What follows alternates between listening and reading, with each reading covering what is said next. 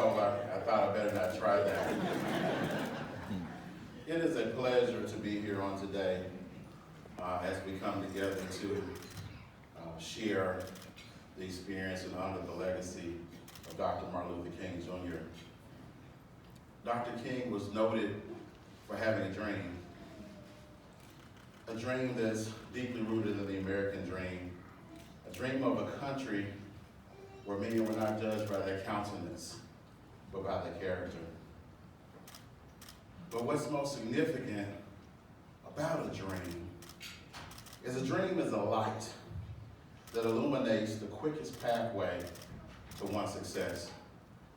But far too many times we take people's dreams and we change them based upon their situation when we need to be changed their situation based upon their dreams. So today I want to share just a few things that we can do as a community to help people with their dreams. Respect, responsibility, and right choices. We often talk about equity and diversity and inclusion and social justice, but what it really boils down to is respect. Respecting people for their differences, for their different political affiliations, for their different sexual orientation, just respect.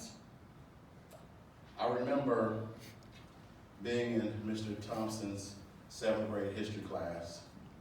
A couple of things I remember about that class. Number one, Natasha Johnson, who sat next to me, the cutest girl in class who didn't know I existed. But I do remember Mr. Thompson saying something like, we hold these truths to be self-evident that all men are created equal, with certain inalienable rights, undoubtedly by the Creator, with certain inalienable rights that amongst these are life, liberty, and the pursuit of happiness. And basically that's respecting people's right to live, and to exist, and to understand. I mean, respect. Last summer I went to a conference and an elderly gentleman walked past me. I offered him my seat. I saw a veteran's hat on. And I said, "Thank you, sir. Thank you for your service," as I often do when I see our military and veterans. But his response to me was something I never heard before. I said, "Thank you, sir. Thank you for your service." He said, "You were worth it. You were worth it." I thought for a moment, this elderly white gentleman who fought a war on the other side of the world so a little brown boy from Birmingham could live out his dreams. He said, "I was worth it."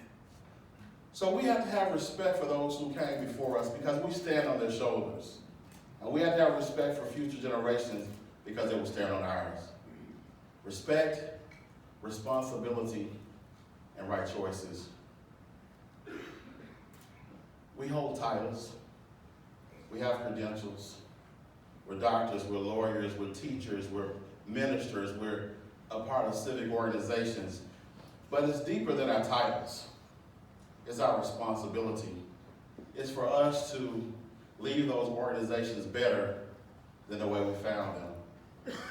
It's for us to be change agents, to bring about changes and help those who can't help themselves, being responsible. When I was a new parent, I remember the dreaded school list.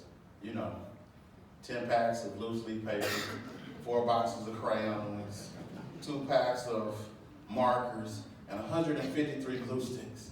And I used to wonder, why do we have to buy all these supplies? But later I understood, all the parents don't get all the supplies. And if the parents who did get the supplies, some of the students would go without. So I had no problem with that, because we are a brother's keeper. No one man is an island. No one stands alone. Each man is my brother. Each man is my own. And even gospel great Mahalia Jackson said, if I can help somebody as I travel along, if I can cheer somebody with a word or a song, if I can help somebody who's traveling wrong, then my living shall not be in vain. No, my living shall not be in vain. We need to live a life that's driven by purpose.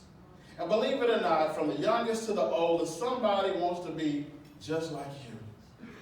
So you owe it to them to be better mentors, to be better role models, and be that example so that they can help fulfill their dreams. Respect, responsibility, and right choices. Far too many times in our country and even in our community, we make too big of an issue of black versus white, of rich versus poor, of Democrat versus Republican. But guess what? The real issue is right versus wrong. And if it's not right, it's probably wrong. And there's no wrong time to do the right thing. Loving thy neighbor as thyself is right. Thy black neighbor, thy white neighbor, thy Hispanic neighbor, Latino, Asian, gay, straight, loving thy neighbor as thyself is right. Being able to be an advocate for those who don't have a voice is right. Being able to understand other people's situation is right. And even if someone is having a difficult time, meeting them with a warm smile, a pat on the back, a fist bump, an encouraging word, a warm hug, or picking up the phone to call and check on them when they're going through a difficult time is right, because your words, your smile might be the one thing that helps them live to fight another day. As I close, I want to share a story. And those who know me, it's a familiar story. Story of two young men and their efforts to deceive an old blind wise man. These two young men, like Gerard and Devin, and it was an old wise man like David Below.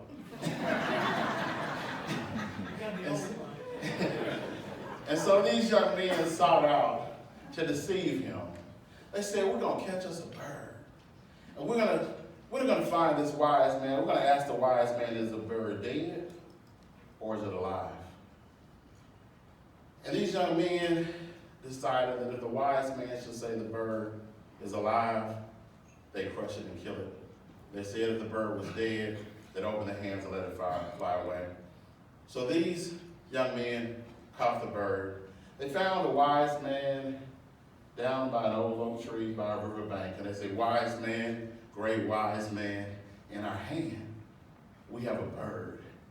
Is the bird dead or is it alive?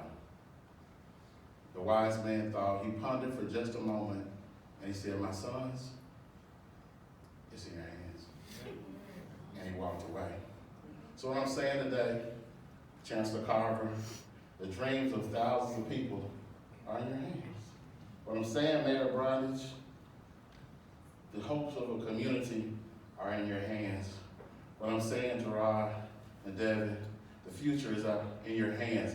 What I'm saying to everybody in this room, the dreams of a nation are in our hands. We can help nurture those dreams, or we can crush them and kill them. But we have to make a decision. My time is up, and I thank you so much for